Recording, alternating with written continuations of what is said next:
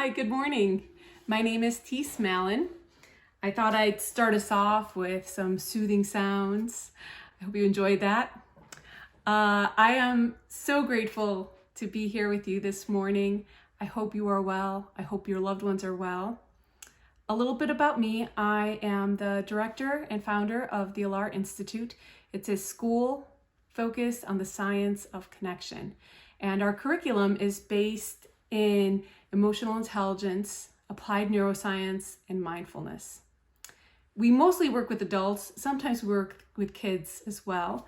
And this work of connection and inner growth is one that I've been passionate about for the past 15 years. I've been learning and teaching and learning more and teaching more, and I'm just crazy about it. I love it so, so much. And when I'm not spending time focused on that, I'm spending time with one of my other loves, which is my friends and my family. And we're usually up to something arts and culture related. So in the past couple of weeks, I've been receiving countless emails from businesses, services, organizations, and these emails are about how each one of them is responding to and adjusting their operations for the coronavirus situation that we have going on. And I noticed that a lot of them were using this phrase of "in these uncertain times." And as I would see it repeatedly, I noticed this sense of frustration and concern come up within me because I don't believe those words serve us. I might say something a little surprising to some of you right now. We are not in uncertain times. These are not uncertain times. And the reason why I'm saying that is that life is ongoingly both certain and uncertain. So we are in both certain and uncertain times as always, per usual. It's just kind of the what that's been shifting. And it may seem like I'm nitpicking, but language is really, really powerful. Language creates our experience of reality as we speak it.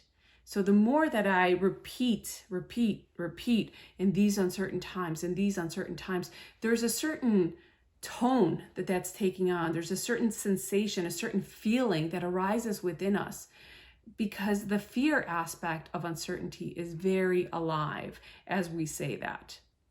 And the more that we repeat the phrase "in these uncertain times," the more it disconnects us mentally, emotionally, from what is certain. It has this way of cementing us in fear and anxiety, and it pulls energy from us. In the many years that I've been studying this inner work of being human, time and time again, I've circled back to this concept of balance. We live in a paradoxical universe. It's never fully one thing or its opposite. It's always both. And it's the foundation of relationship. Here's a quote from Alan Watts that beautifully expresses this concept. "It is quite extraordinary when you realize that in a world where there are no eyes, the sun would not be light. And in a world where there are no soft skins, rocks would not be hard, nor in a world where there were no muscles would they be heavy. Existence is relationship." So consider that each relationship, therefore, has its own point of balance, a balance which creates the optimum environment for us to thrive in. My work is exactly this, helping people to establish balance within themselves. And there's no one way that it looks. Balance for each individual is unique. However, this process of discovering that balance and creating that balance in our lives is actually quite similar. Finding the balance between certainty and uncertainty is a topic that comes up in my sessions with people often. It's an important one. And I have found that neither having too much certainty nor too little at any one moment in time serves us. Both extremes will lead us to suffering.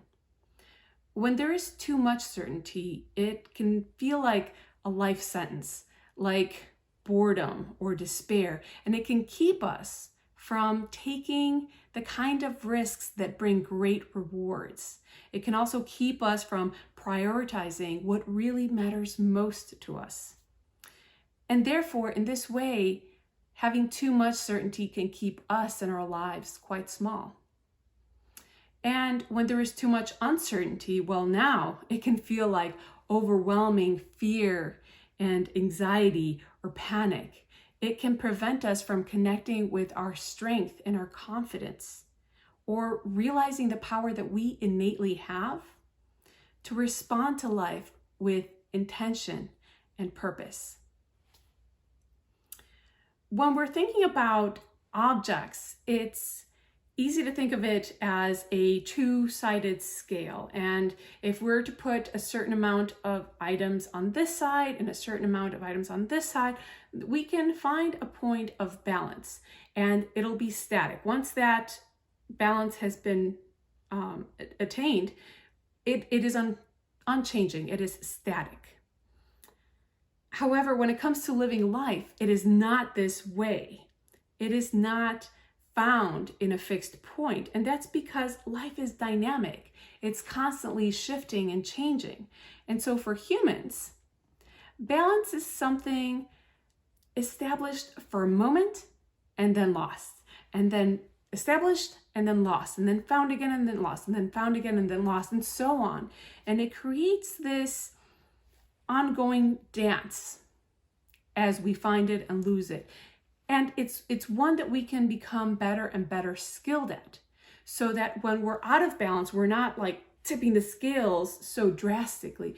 It starts getting softer. It's a softer change between one end and the other end. And we then start doing this type of thing.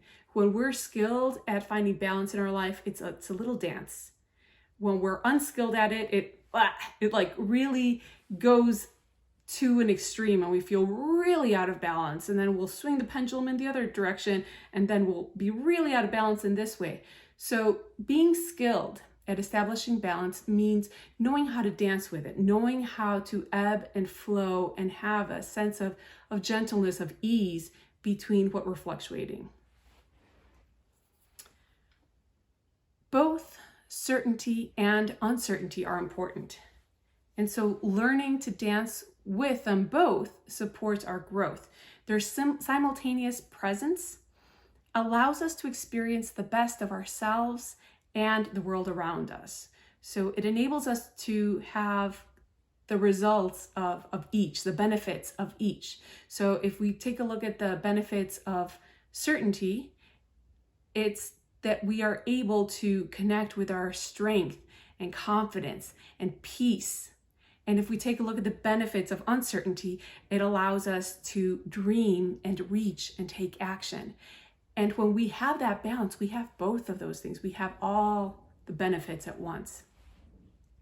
So that's the concept, that we are at our best when we establish balance between certainty and uncertainty, and that both certainty and uncertainty are present all the time, always in our lives. So now let's take a look at what that might look like in action with this situation that we're dealing with today. Another quote for you. Viktor Frankl, who was a neurologist, a writer, and a Holocaust survivor, said, "When we are no longer able to change a situation, we are challenged to change ourselves." I think this is in a large part what a lot of us are dealing with. We're being put in a situation that it's really like so in our faces. It's so obvious that we can't change that this is what's going on right now. And if we get stuck on the fear of, I don't have any control over this situation, over the fact that this is going on around me right now, then we miss the beauty in the opportunity that it's presenting to us. It's an opportunity to look within. It's an opportunity to observe ourselves. So I have 3 practices to offer you in engaging with this balance, engaging with this dance to find balance within yourself. I'm going to give them to you up front, and then we'll dive deep into each one of them. So number 1 is look within. Number 2 is know your work. And number 3 is choose and align. So practice 1, look within. This is all about starting where you're at and having it be okay that you are where you're at, because truthfully, it's the only place you'll ever be. You'll never not be where you're at. So if I'm noticing that there's a lot of upset and resistance within me and I don't want to be experiencing that, I have no power. I'm denying what is present. I'm denying my point A. And the moment you deny point A, there's no way for you to get to point B. So I have three questions you can ask yourself for this part. So practice number 1, look within, 3 questions. Number 1, what is it that I'm experiencing? Physically, emotionally, mentally, what are the sensations in my body? And what are the thoughts that are popping into my mind? Just observing, just getting really curious about that. What is it that I'm experiencing? Okay. Once you notice it, now, number 2, can I allow it? Am I willing to just allow? This is my point A. I'm just observing. I'm recognizing it. This is what's present for me right now. So whether I'm at peace or I'm frustrated or I'm in fear, can I just allow that that's where I'm at in this moment? And question number 3 to ask myself is, am I willing to be gentle? Am I willing to be gentle with these feelings that are coming up? Am I willing to be gentle with my mind that's producing these thoughts? Just bringing in that gentleness. And this practice, the asking ourselves those 3 questions as we look within, is helping to soothe these internal alarms that are going off. Practice number 2, know your work. Oftentimes, we will get focused on things that are beyond our control. And it makes no sense because we can't control it. So our time and energy that's spent fixated on that is really a waste. We're wasting energy. We're getting ourselves worked up for no reason. We're really cementing ourselves in our powerlessness when we focus on something that is beyond our control. So it's important to be really clear on what is it that I can control here and what is it that I can't control here.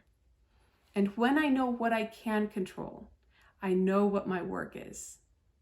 Consider that the other stuff, while it may be of concern, it's not your work.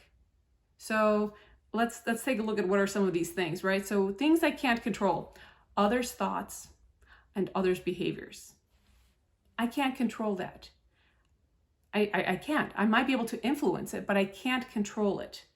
I can't control the weather. I can't control traffic. I can't control that we're dealing with this situation of the coronavirus. This is what's going on around us, and I can't snap my fingers or, do anything that's going to change that from being so. Okay.